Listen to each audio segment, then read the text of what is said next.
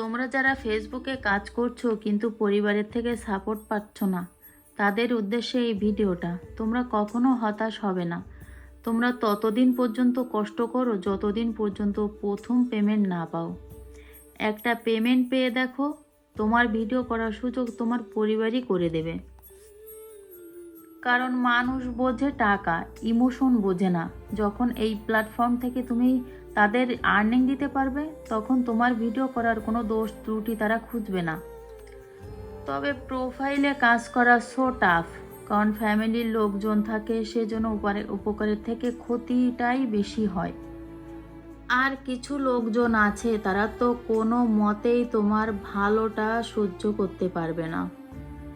তো সেজন্য তাদের কি করবে? একদম ইগনোর করবে। কে কি বললো কি না বললো, ডোন্ট কেয়ার। তোমার কাজ তুমি চালিয়ে যাবে।